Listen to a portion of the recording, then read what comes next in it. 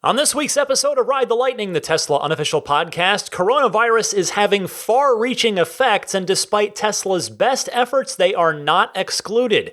I'll tell you about Tesla's impending temporary shutdown, Elon Musk teasing new software features on Twitter, and more.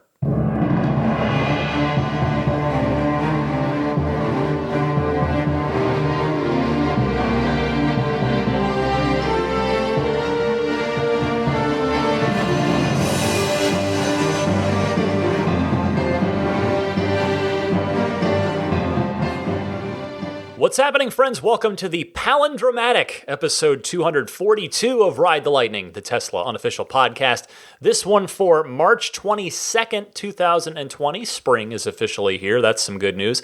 Another little bit of good news is that I found a Tesla shirt that I had lost. It was gone. I couldn't figure out what the heck had happened to it, and they don't make it anymore. I really like this one. It's just got the T logo on a gray shirt on the chest, big, kind of like the Superman logo, with Tesla written on the back, and it had fallen behind my shelves, my drawers. They were stacked too high, and I've got these drawers built into the wall in our master bedroom as sort of a space-saving thing here in San Francisco. And I thought, you know what? I wonder if it's possible that it fell back there. And sure enough, it was covered in dust, but it was back there. So yay, I'm wearing it now. Feels good to wear it. Unfortunately, not a lot else feels good this week for everybody. I've been working from home. We are sheltered in place here in the San Francisco Bay Area. This is moving its way around the country as far as these shelter-in-place edicts and orders. Fortunately, this podcast has always been done from my home, so my plan is absolutely to continue this podcast as normal, if you're curious. My number one thing that I just want you to take away from this episode is I want you to stay healthy, stay safe, and hopefully each and every week I can help you, if not forget about the situation, at least set it aside for a little while we all share in our collective enthusiasm of Tesla. And believe me, talking about coronavirus on this podcast is really the last thing I wanted to do, because you're surrounded by it. We're all surrounded by it. It is on everything you click on, everything you look at. It is all around in really every way, shape, and form. So I would prefer that this be a nice escape, and hopefully after this week, it can start to go back to that. But for this week, it is unavoidable because the coronavirus situation is directly affecting Tesla's business. And I will start there because that really was the big story of the week as far as Tesla goes. There is more. There's some fun stuff to talk about after this, but let's get this out of the way first. So the story here has rapidly evolved over the course of the week. I started with my notes about this subject in the beginning of the week, and by the time I sat down to record the show here on late Friday night, I had to revise my notes 3, if not 4 times. So it is. I guess I'll caveat that by saying, if the information that you're about to hear is no longer accurate, I do apologize. It was current as of Friday evening, but this situation is very fluid. It is rapidly changing. But this is how this story changed and evolved throughout the week. So, as I mentioned at the top here a moment ago, most Bay Area counties, including Alameda County, which is where the Tesla factory is located, are in a shelter-at-home state, a shelter-in-place condition. It's not quite a mandatory lockdown where the police would be patrolling and disciplining and making sure folks are staying indoors. We're not quite at that point right now, but it is the next rung down from that, where schools are shut down, most businesses are shut down. Everything is pretty well shut down. It is, we want to keep everybody away from each other. You know this. I'm not telling you anything you don't already know. So as such, many have wondered, we're all Tesla fans, would Tesla need to shut down as well? Well, it seems that Tesla had intended to stay open, per Elon and then per an email from the head of human resources at Tesla. However, it appeared that they were no longer going to be able to do that. So it went one way earlier in the week, with the Alameda County Sheriff's Department issuing the following statement, quote, Tesla is not an essential business as defined in the Alameda County Health Order. Tesla can maintain minimum basic operations per the Alameda County Health Order. However, then BuzzFeed News, that is, I should say, they are two different entities. The BuzzFeed you're probably thinking of is totally separate from BuzzFeed News, which is an actual serious news outlet. So they reported a little later in the week, Tesla Motors' main factory will remain open and will be allowed to operate at a limited capacity. A quarter of the typical workforce, and just a side note, about 10,000 people are working in Fremont these days.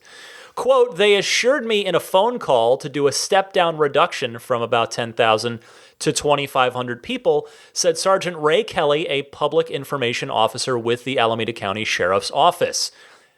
Sergeant Kelly continues, quote, the county is very sensitive to what they're dealing with, end quote. And he added that the communications between his office and Tesla had been positive. Now, in a follow-up call on Wednesday afternoon, Kelly told BuzzFeed News that, quote, producing cars is not considered essential. And if the company is found to be manufacturing automobiles, the county would take action to bring them under compliance with the law. Quote, manufacturing cars violates our health order and we're asking them to go to basic minimum functions, said Sergeant Kelly. But the story continued to develop from there, again, as the week got later. Bloomberg reporting on Thursday, quote, Tesla Inc. will meet with local police and city managers Thursday about the car maker continuing to run its lone U.S. auto plant in spite of a county shelter-in-place order. Quote, Police Chief Kimberly Peterson and members of our city management team will meet with Tesla factory management today to discuss cooperation for compliance with the county health officer's order, said the Fremont, California Police Department. Tesla, according to Bloomberg, handed out masks and took workers' temperatures before they entered the factory Thursday. The company's also adding more hygiene stations and rearranging parts of the plant to promote social distancing, according to an internal email by the aforementioned head of HR at Tesla, Valerie Workman. Now, she said the company continues to hold discussions with government officials about making Tesla's workplace safe, while also continuing to run an operation that Tesla deems critical to national infrastructure. So then you're caught up through Thursday. Finally, it came to this. Tesla posting late Thursday on their investor website, quote, we have decided to temporarily suspend production at our factory in Fremont from end of day March 23rd, which will allow an orderly shutdown. Basic operations will continue in order to support our vehicle and energy service operations and charging infrastructure as directed by the local, state, and federal authorities. Our factory in New York, that would be Gigafactory 2 for Tesla Energy, will temporarily suspend production as well, except for those parts and supplies necessary for service, infrastructure, and critical supply chains. Operations of our other facilities will continue, including Nevada, that's Gigafactory 1, and our service and supercharging network. It continues.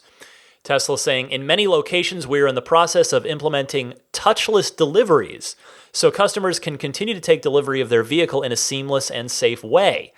Due to the unique over-the-air connectivity of our vehicles, customers are able to unlock their new cars at a delivery parking lot via the Tesla app, sign any remaining relevant paperwork that has been placed in their car, and return that paperwork to an on-site drop-off location prior to leaving. This method provides additional convenience and comfort. Tesla concluding their investor note, or at least the note on their investor relations website, by saying, our cash position at the end of Q4 2019 was $6.3 billion before our recent $2.3 billion capital raise. We believe this level of liquidity is sufficient to successfully navigate an extended period of uncertainty. At the end of Q4 2019, we had available credit lines worth approximately $3 billion, including working capital lines for all regions, as well as financing for the expansion of our Shanghai factory, end quote. Well, obviously the number one priority, of course, is keeping the people of Tesla safe and healthy, because without them, there is no Tesla. To that end, we as Tesla fans and Tesla owners can take comfort in knowing, at least I take comfort in knowing, that those employees are home safe. I mean, that's really what matters most right now. And we can probably also take a bit of comfort as far as the health of the Tesla business goes, in knowing that, as they mentioned, Tesla has more cash on hand right now than they've ever had before in the history of the company. I actually had it in my notes before Tesla's statement came through, but even they were quick to mention it in order to, no doubt, reassure investors.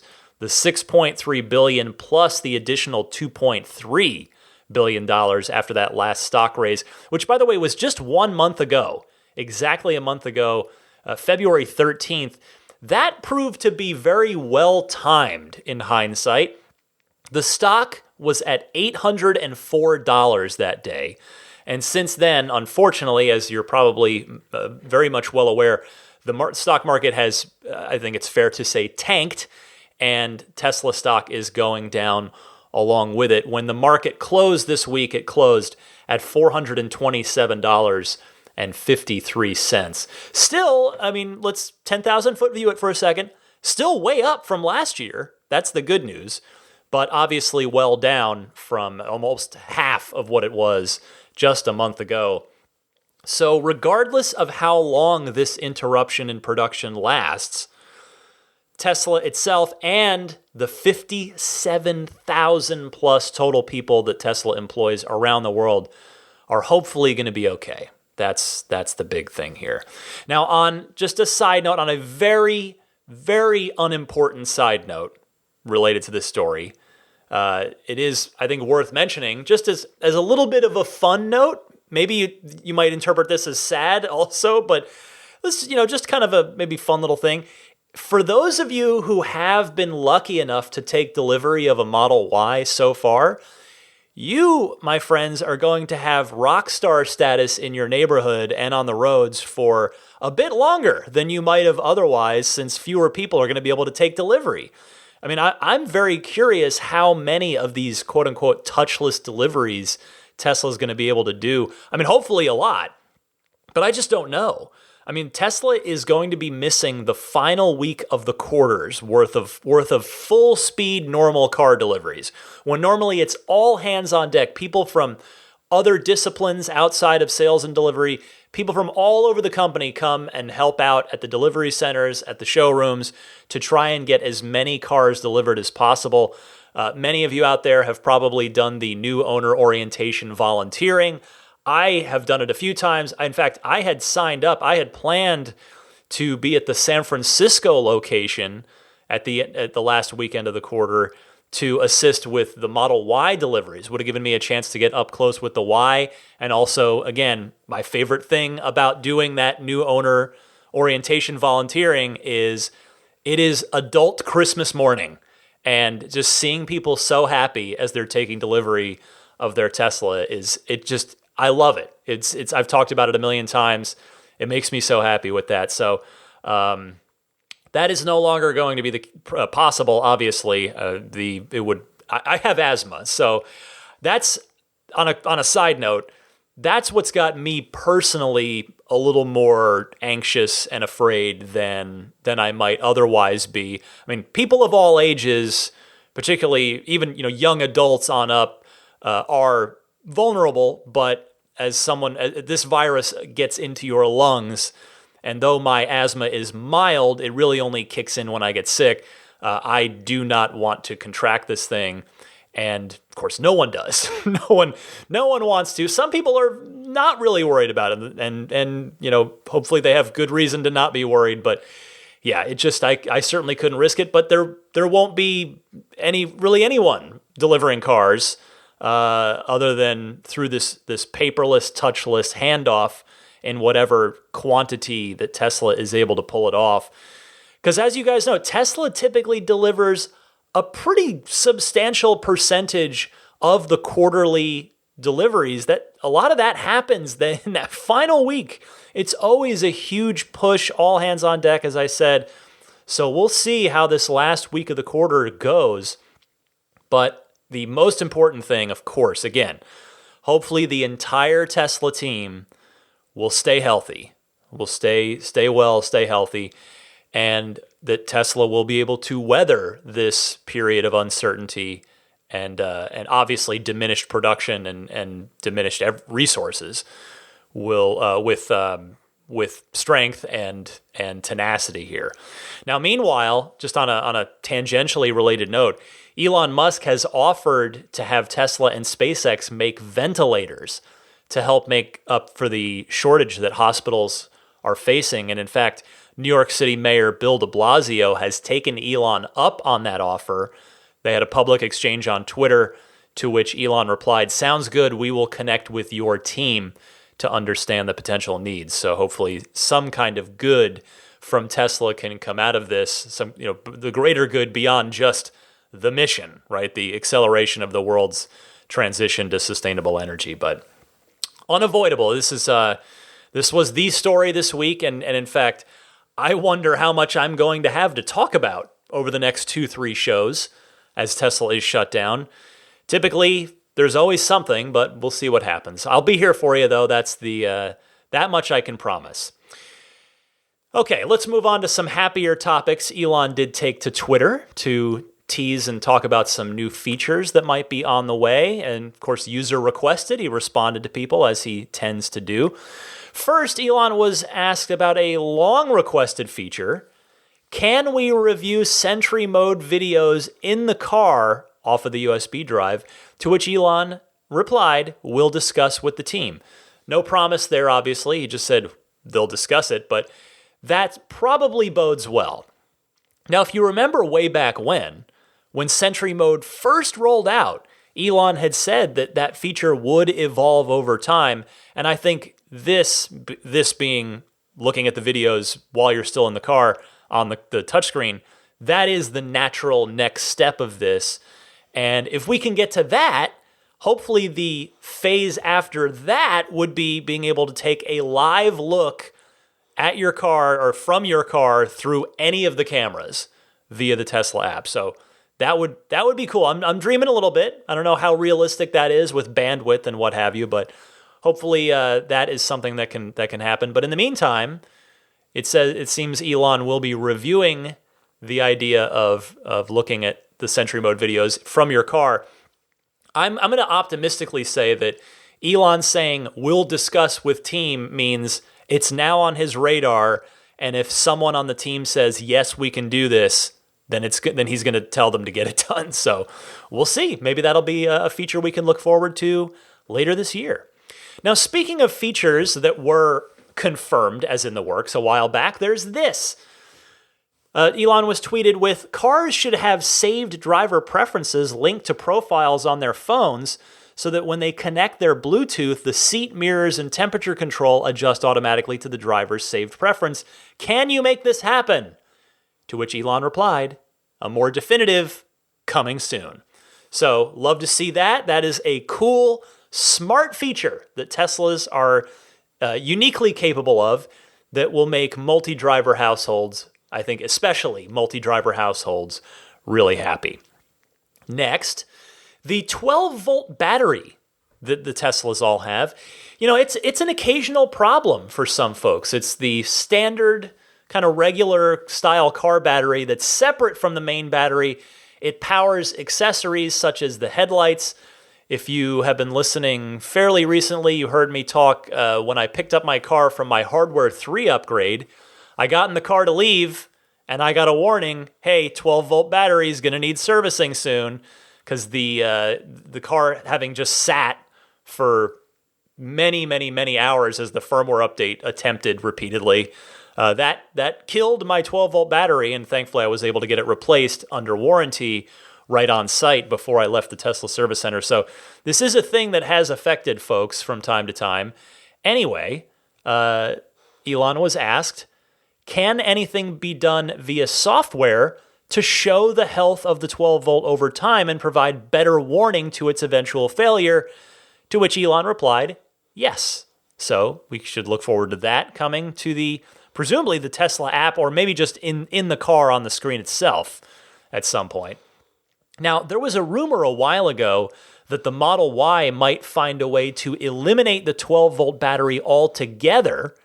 As far as I know, the Y does still have a 12-volt battery, but hopefully at some point Tesla can find a way to take that out of the equation for future vehicles as just one less potential pain point for owners with their cars. So we'll see. And finally, with regard to Elon's tweets, this is concerning Tesla in Puerto Rico, where Tesla already has at least somewhat of a presence in the form of the Tesla energy products that they sent over as part of the Puerto Rico relief effort from, last year, I believe that was. Elon was asked, any progress on the plans for Puerto Rico's Tesla service center? And Elon responding, checking. So again, getting it on Elon's radar. It's always good news. It's always good news when you hear about Tesla supporting a new region, a new place. So hopefully checking is actually code for that's on Elon's radar now, and it's totally going to get done. Next this week, in fact, finally this week, the Model 3, this story comes from down in Australia. Model 3 is accelerating the adoption rate of Teslas by quite a lot in China, quite the specific, profound impact on the overall Tesla fleet in Australia, as there are now more Model 3s produced for the Australian market than S's and X's combined all time. So, that's going back several years.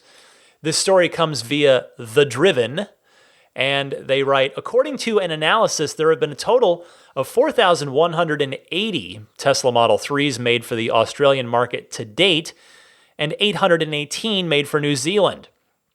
Electric car sales numbers tripled from 2018 to 2019, and the recent influx of Model 3s, an estimated 1,000 alone may have arrived in the first months of 2020, has brought the number of electric cars in Australia to nearly 18,000, including plug-in hybrids. In 2019, there were 3,133 Model 3s made for Australia and 699 for New Zealand. And although not all may have been shipped to Australia by the end of 2019, this indicates that with the additional 1,000 or so Model 3s delivered since the end of 2019, the number of Model 3s is now greater than S and X combined in Australia. This compares with 229 S and 273 X made for Australia for all of 2019, showing just how quickly the Model 3 has been adopted.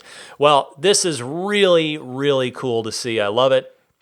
I feel like I've never been to Australia, so I don't mean to speak out of school here, but I feel like there's got to be a lot of untapped potential for Tesla in the Australian market. I've been told that the cost of the Teslas is a factor, but interest in Australia is out there. Small sample size, I realize, but I have quite a few Australian listeners, and if Australia is anything like the rest of the world, it'll be kind of a snowball effect down there. As one person in the neighborhood gets a Tesla, the neighbors see it, ask about it, family members see it, ask about it, take a ride, and then that will get more people interested, and so on and so forth. We saw that happen here in the United States, first with the Model S, the higher income level, more expensive cars, sure, but the S fairly quickly turned all of the Mercedes S-Class owners in the neighborhood, the Porsche, not the Taycan, I'm blanking on it. I apologize, folks. The sedan that I'm completely blanking on. Anyway, the Porsche, the sedan, the BMW 7 Series, the Audi A8. Those people really quickly became Model S owners. So we saw that unfold, and then the Panamera, there it is, the Porsche Panamera. Sorry about that. And then we've seen it happen very much so across neighborhoods with the Model 3. In fact, I've seen it just in my own neighborhood. The San Francisco in general is crawling with Toyota Priuses, or Prii perhaps.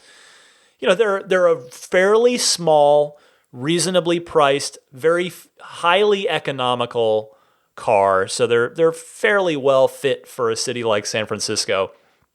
But more and more now, I am seeing a lot of Model 3s, even just parked on the street. And I'm sure there are even more of them tucked away in garages, since they're more likely to be garaged than, say, a Prius, given the charging needs of a Tesla. So it's been really cool for me in my own neighborhood. I mean, at first, on my street, there was, I guess I was the first Tesla on my street, my specific street, and now there are 3 Model 3s just on my street alone, and many more on subsequent, neighboring blocks, neighboring streets, because I see them. I walk Daisy every day, and I see more and more of them pop up, and it's really, really awesome to see. So fun to watch happen, and hopefully it will happen in Australia here right now. Hopefully it is happening right now. All right, that's everything I've got for you in the world of Tesla news for this week. But stick around, plenty more to talk about from you guys. Your questions, comments, and discussion topics from the Ride the Lightning hotline coming up right after this.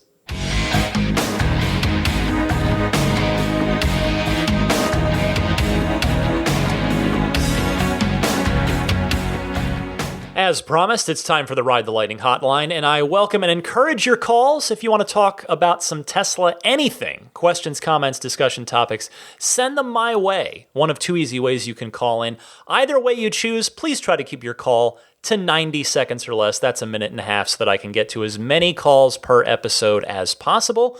So you can either use your smartphone's built-in voice recording software, record that 90-second or less question, and then email that file to me at teslapodcast@gmail.com.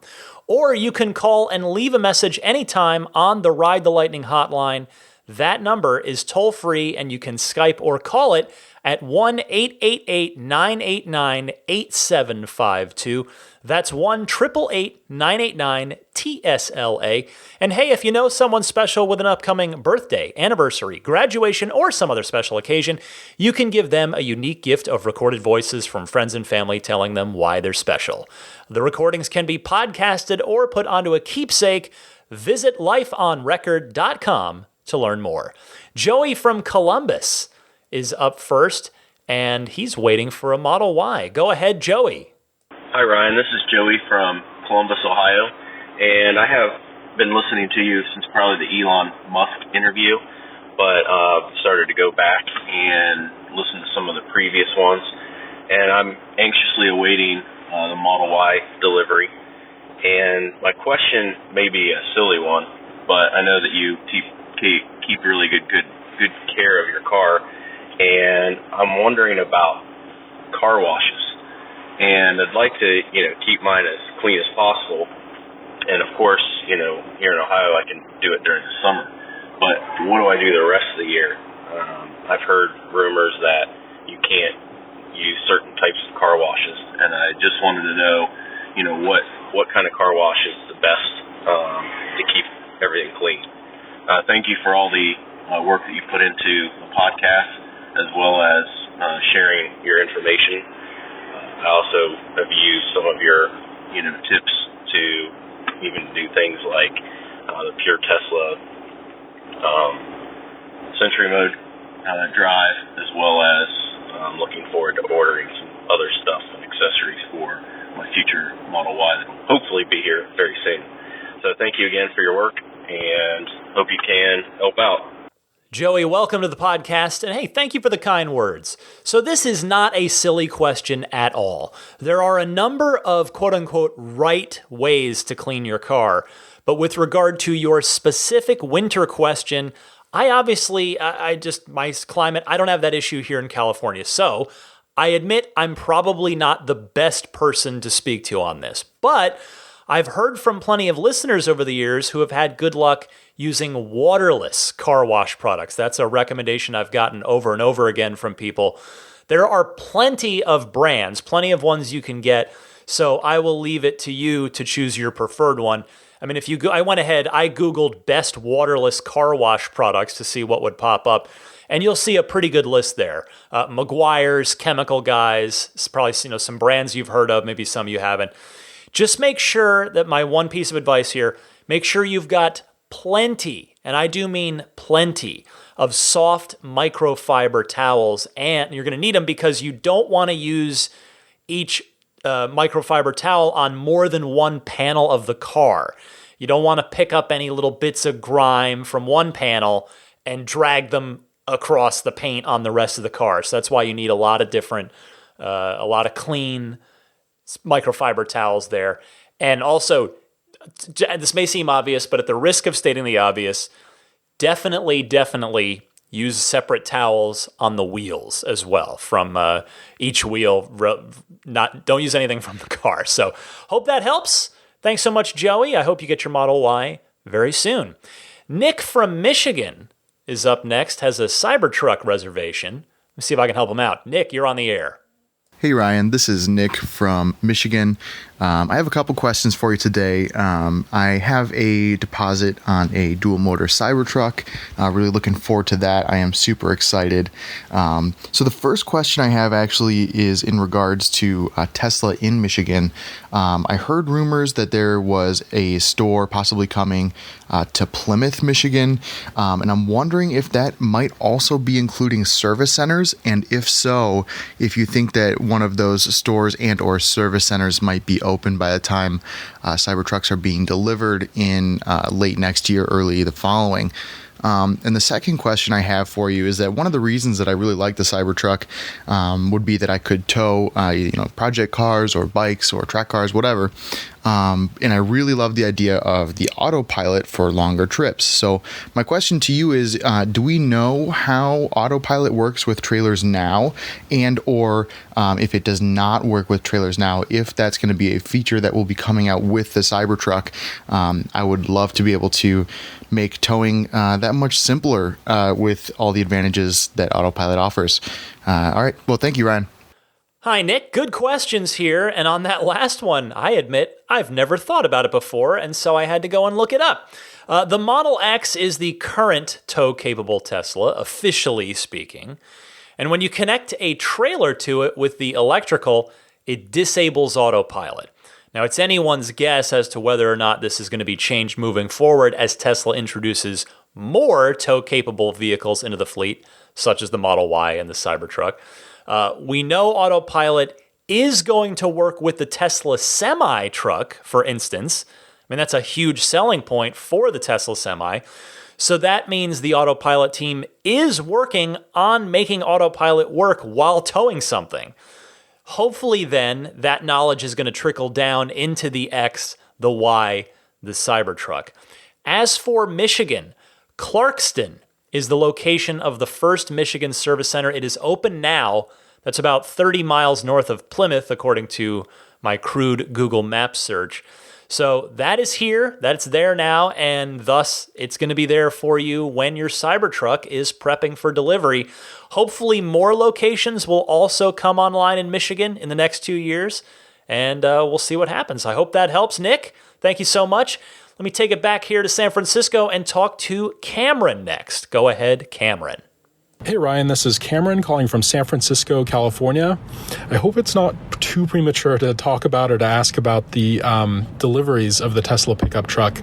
I actually made my reservation just a minute after Elon stood on stage and started presenting, so I suspect I'm in the first few hundred of reservations. And so a friend of mine, we've been talking about for years now about doing a road trip in Europe, and we were always planning just to go there and rent a little European car and then take that around for 2 months. But I'm playing with the idea of possibly getting the pickup truck shipped to Europe and using that, going through Germany, Spain, Italy, France, all the main countries, and then actually ending in Croatia.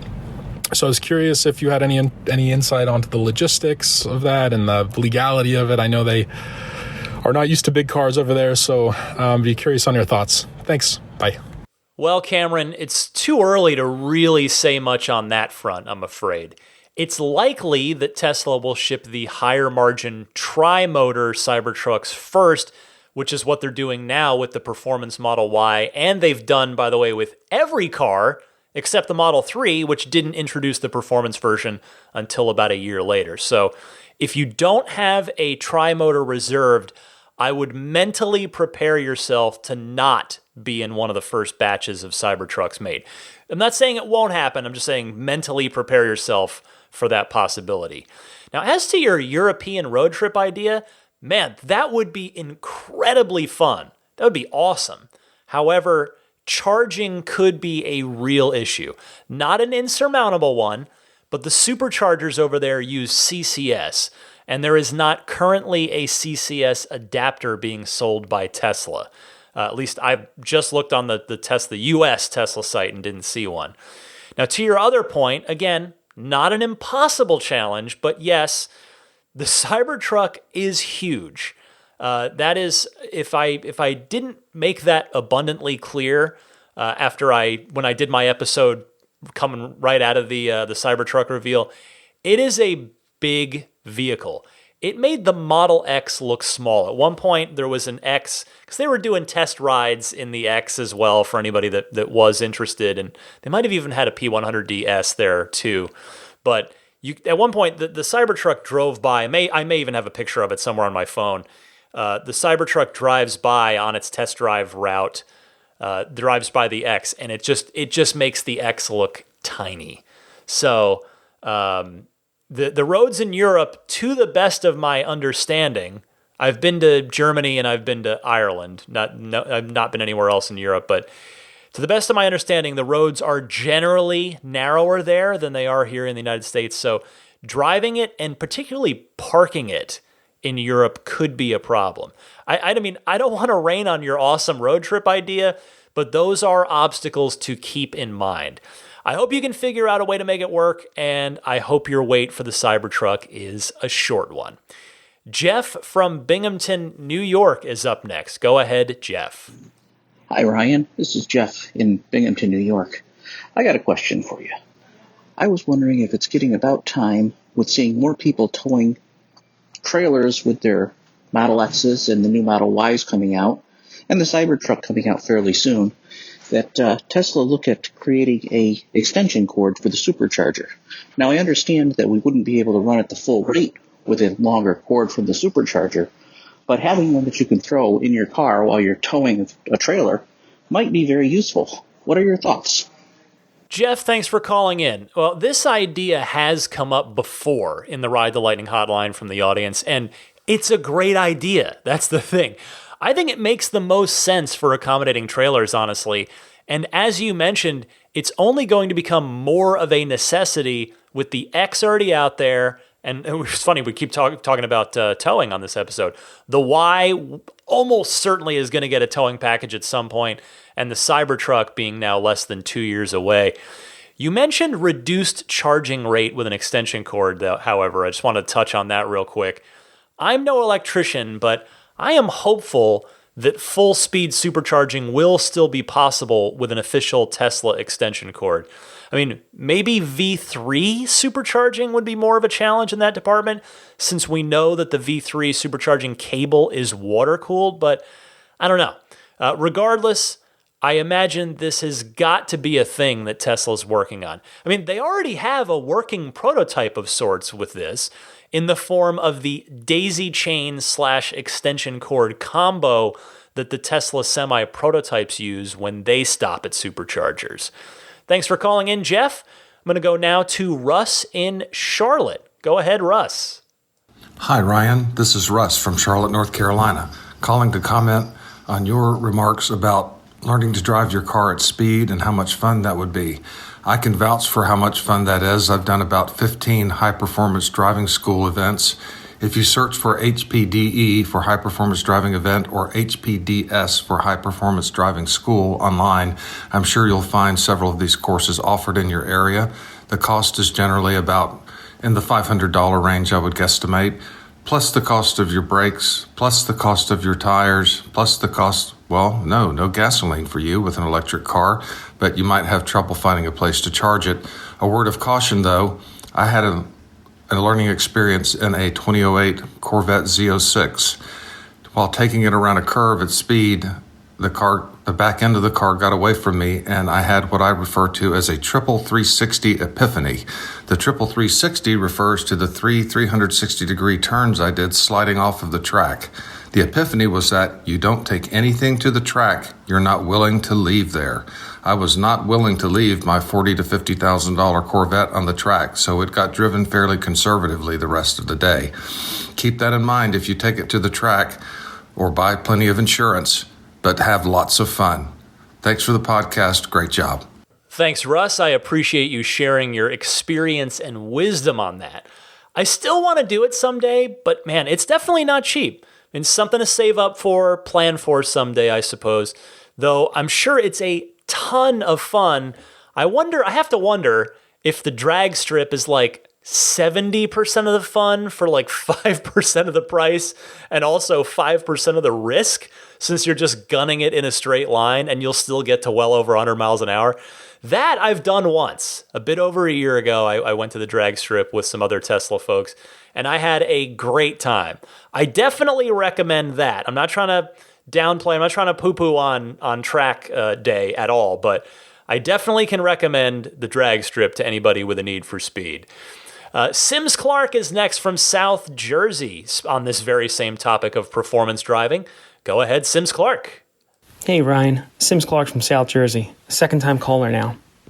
Back in September of 2019, I called in making a few requests, one of which was the ability to control the ratio of power between the front and rear wheels. With Track Mode version 2, my dreams have come true and then some. I'm so excited about these new abilities, I've decided to register for a local autocross event. I'll leave explaining autocross to you since I only have 90 seconds. Now, I'm not taking credit in claiming my call from September was the catalyst for Track Mode version 2, but since it is now a reality, I'd like to layer in a suggestion for it in the hope someone from Tesla will hear this, or the feature is added serendipitously from me simply mentioning it on your show. I'm hoping Tesla adds the ability for the driver to toggle the use of the in-cabin microphone to capture audio for your track mode videos. I doubt anyone will be making Bluetooth phone calls while whipping around a racetrack, so why not put the microphone to work capturing audio from what is often a person's most memorable driving experience? Speaking from personal experience, during track days you drive with the windows down, so having the sounds of tires screeching, electric motors whirring, and in some cases capturing verbal coaching from an in-car instructor would make those track mode videos that much more amazing and valuable. Oh, and one other quick request. In autocross, your start line and finish line are two separate locations, so if track mode could provide the option to drop separate pins for start and finish, that would be icing on top of our already huge icing cake. Again, thank you for this platform for Tesla enthusiasts from around the globe to come together and celebrate one of the most amazing companies the world has ever witnessed. Thanks. Great call here, and these are some excellent suggestions for Track Mode version 3, or maybe even a 2.5. You included a bunch of autocross notes in your accompanying email, letting the rest of the audience know. And just as I mentioned a moment ago to Russ from Charlotte, I think autocross too, which I've never done, could be a way to get a lot of the fun of a proper track day experience for, again, a fraction of the cost and a fraction of the risk to damaging your car. But anyway, I love your ideas here. I hope the Tesla engineering team hears this and adds them to their feature roadmap if they are not on that roadmap already. Thanks again. Rob from Colorado up next talking Model Y. Go ahead, Rob. Ryan, this is Rob from Colorado, longtime lover of your show, first-time caller. Listen, I have a question about the range that is presumed on the Model Y.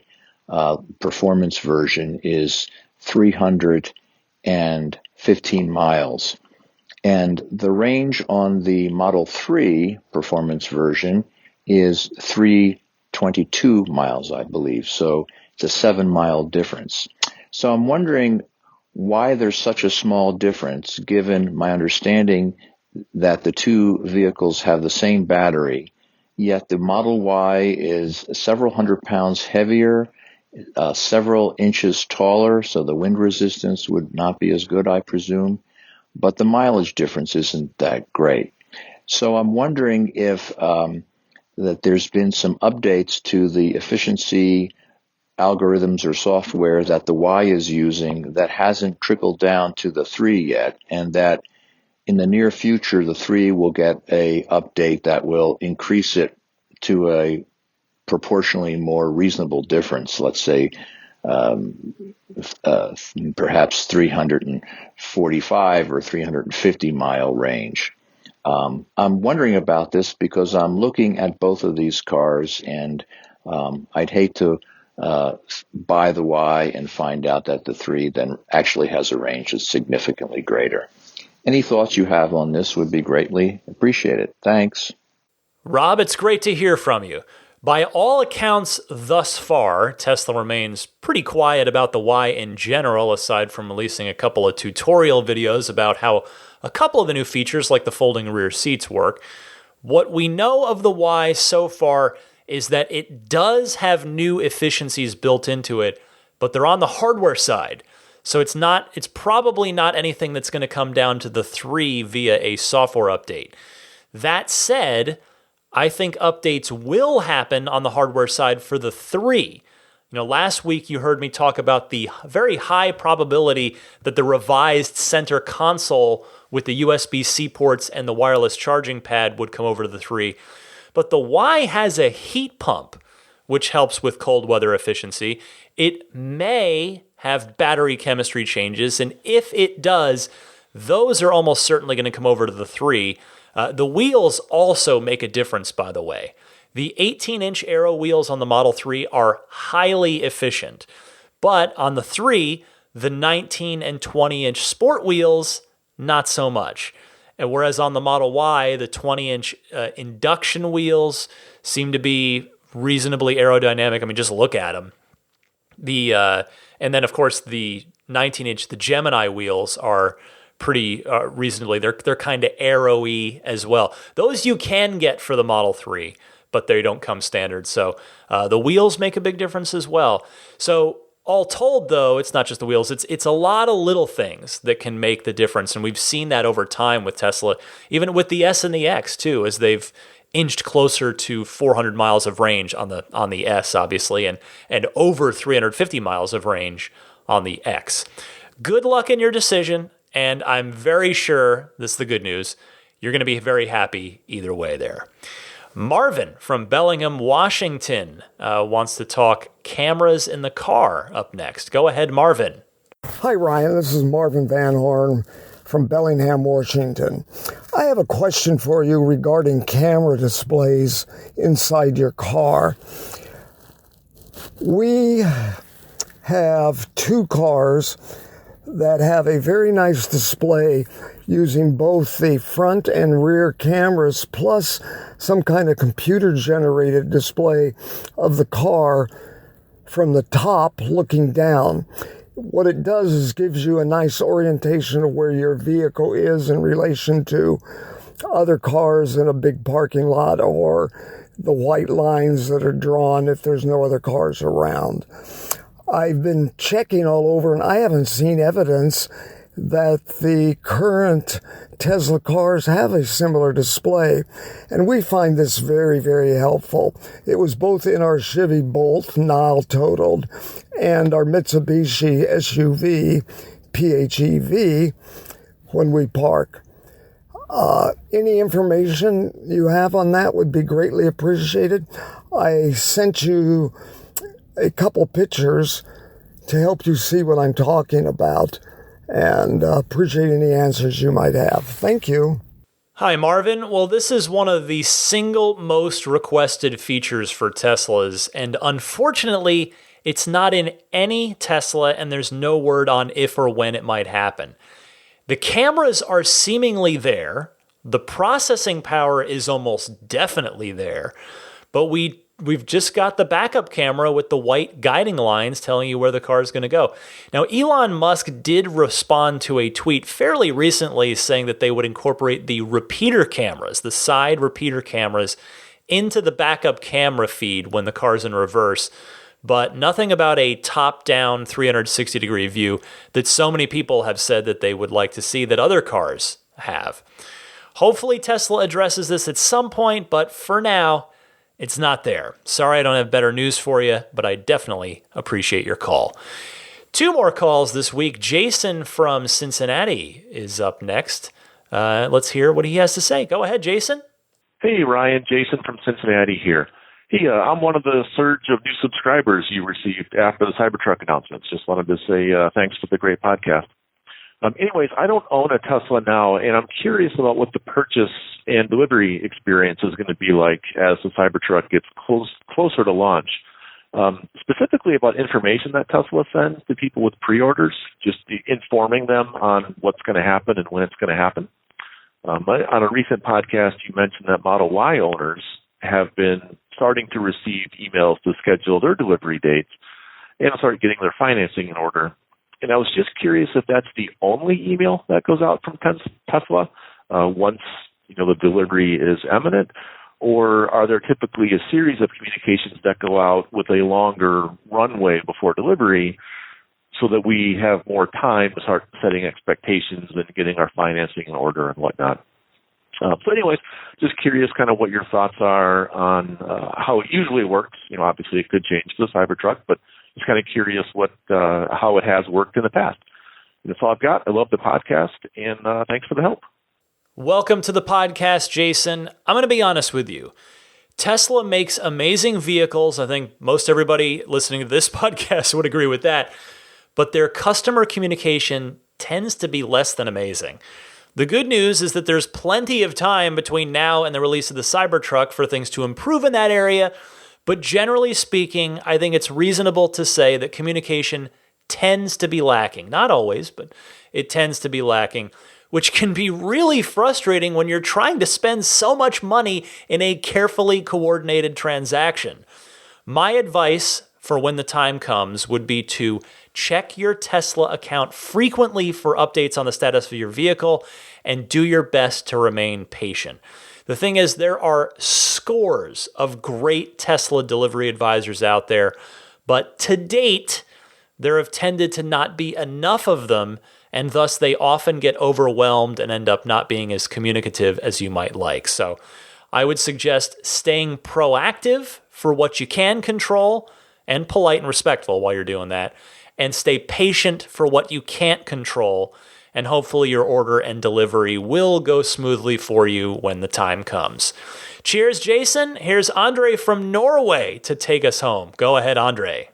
Hey, Ryan. It's Andre from Norway. Here in Europe, as I'm sure you're aware, the Model 3 can tow. It's about 1 metric ton, which is, 2,000 pounds. And I'm driving it. I will not do that conversion. So I'm imagining that took about 2 years to get around to the Model 3, and I guess it will also come in due time to the Y. I would imagine the Y would tow more because it's just that kind of a car. Could be wrong. Just wanted to share that. Keep up the good work. Talk to you later. Bye-bye. Thank you, Andre. Though, remember that the Y uses the same motors and battery pack as the 3, so while it's possible it will tow more, I would set my personal expectation that it will tow the same as the 3, which is about 2,200 pounds according to Google, and then I would be pleasantly surprised if it ends up being more. Thank you very much for calling in with that information. That is super helpful. So again, if you've got a question, comment, discussion topic as it pertains to Tesla, please call in with it anytime in one of the 2 easy ways that I mentioned at the top of this segment. Be right back with a couple of notes from me, a pro tip of the week for you guys, and then a wrap up right after this.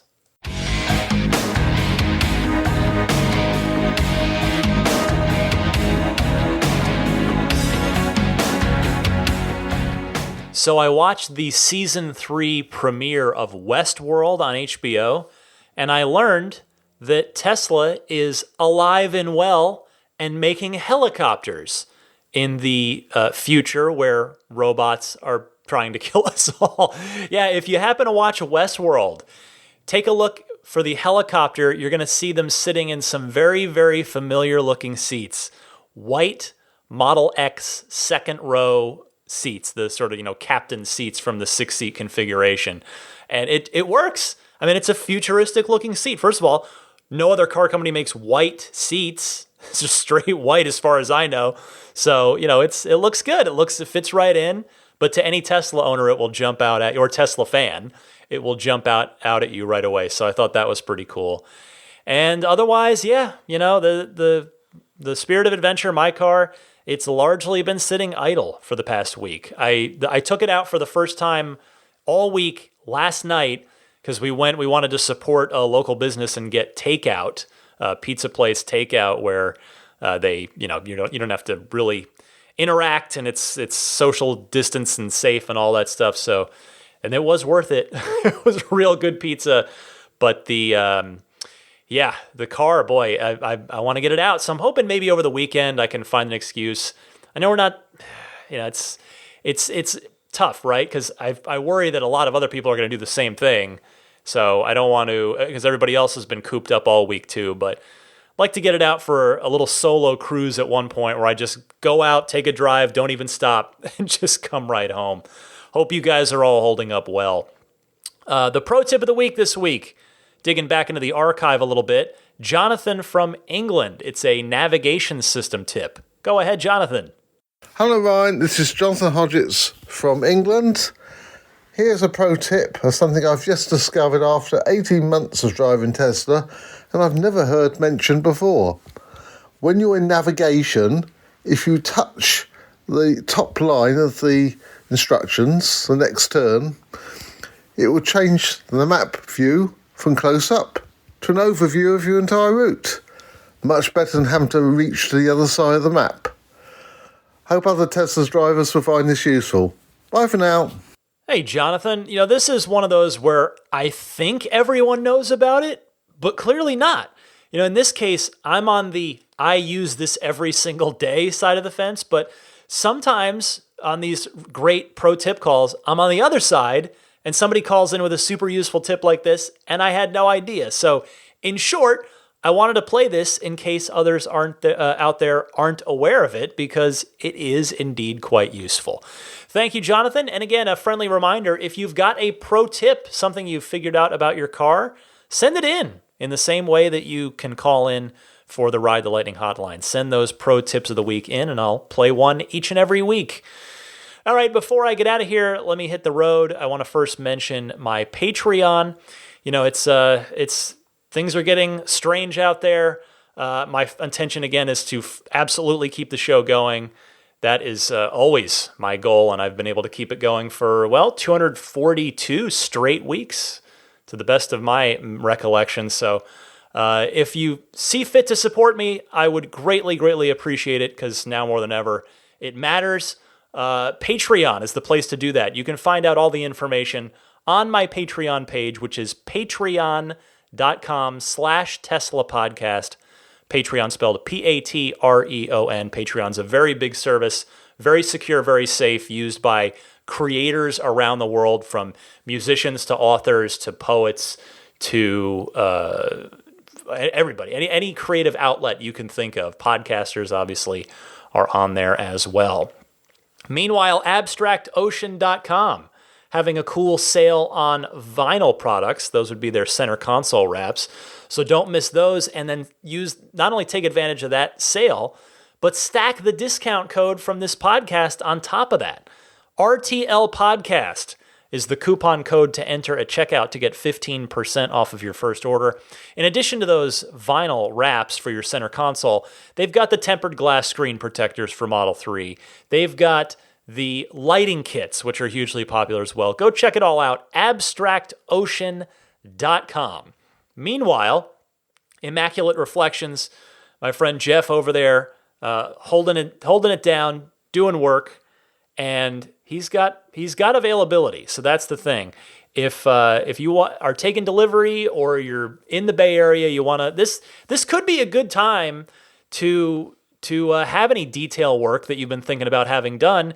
Get it done, because if Jeff's got your car for a few days, a week, whatever it takes, depending on the scale and scope of the project, and you're working from home, maybe you're sheltered in place anyway, this could be a good time to take it in and get it done. He is completely, he sent me a note here. So he is able to remain open. He falls under the businesses that are allowed to remain operational.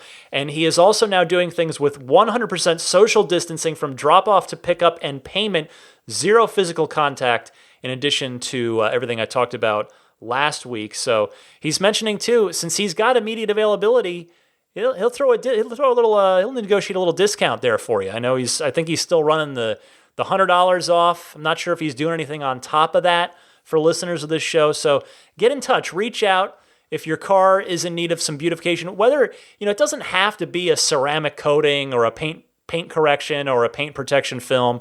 He obviously does all that and does it beautifully. But even if you just need like a nice, deep, thorough clay bar wash and wax from a professional that knows exactly what they're doing, Jeff at Immaculate Reflections can take care of you. So check him out. Get in touch. His website with his contact info, IR Detailing, the letters IR, irdetailing.com. And hopefully you can work something out, get your car nice and pretty, nice and protected, and get a little discount while you're at it. Meanwhile, puretesla.com/RTL is your one-stop shop for all your dash cam and Sentry mode needs for your Tesla. You've got the 128 gigabyte kit like I'm using. That is $49. If you want to step up to a 256, that'll be $69. Free shipping anywhere in the U.S. or just modicum of shipping fee for international. But it's plug and play, straight out of the package, fully formatted, ready to go already. It'll plug right into your car.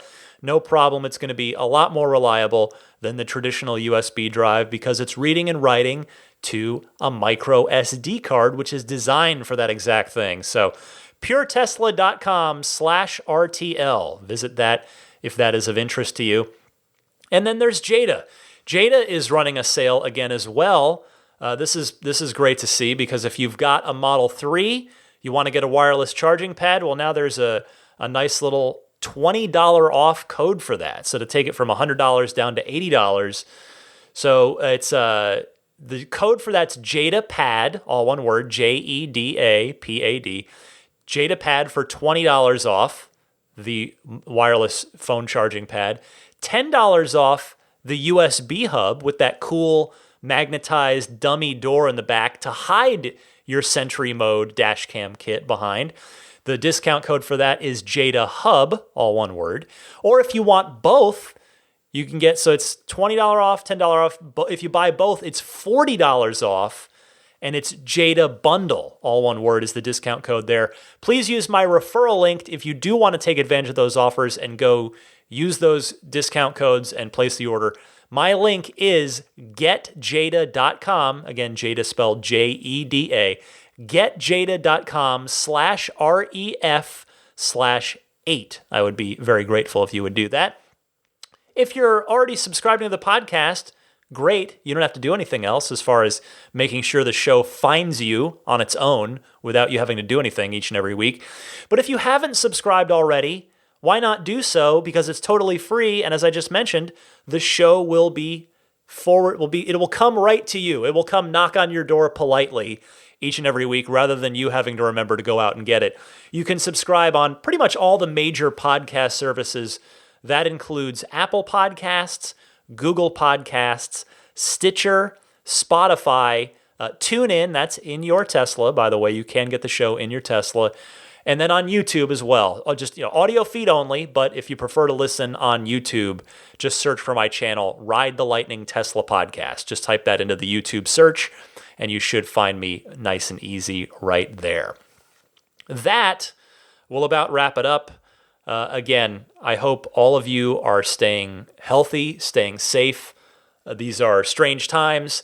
Again, it is my intention that each and every week this is a fun, enthusiastic way to spend an hour just indulging yourself in a hobby and something you love with Tesla and electric cars. So we'll see. Hopefully, I won't have to talk about bad real-world things next week and can just focus on the fun of the cars and of the company. We'll see about that. But in the meantime, I'm always going to be here for you. You can find me on Twitter at @DMC_Ryan. Same thing on Instagram. You can email me anytime, teslapodcast@gmail.com. And that'll about wrap it up. Let me close by thanking the Patreon producers. I mentioned my Patreon a few minutes ago. These are the very extra wonderful folks that are pledging at the producer tier each and every month, which means including benefits like early access to each week's episode and an extra monthly bonus episode. They get their names shouted out each and every week in the credits of sorts, because otherwise the credits for this show consist of one name. It's just me. I guess Daisy gets an honorable mention for keeping me company during each and every show. But the Patreon producers, I want to thank all of them.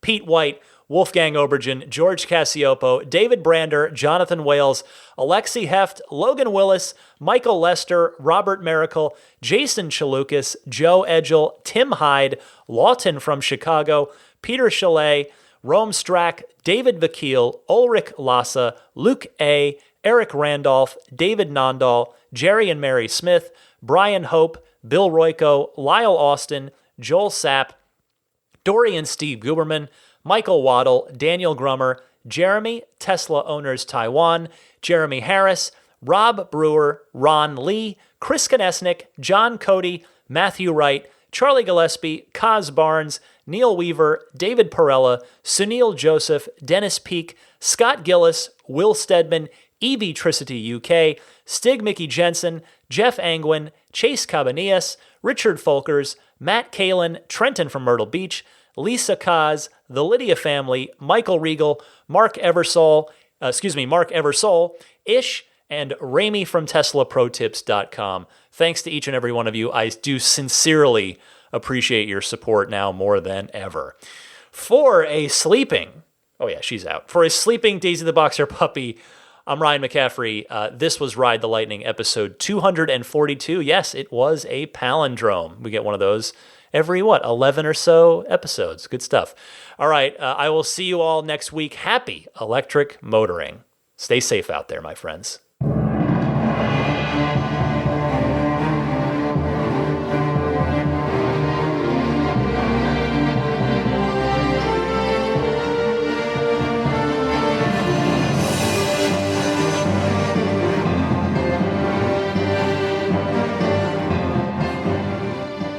I think a Tesla is the most fun thing you could possibly buy ever.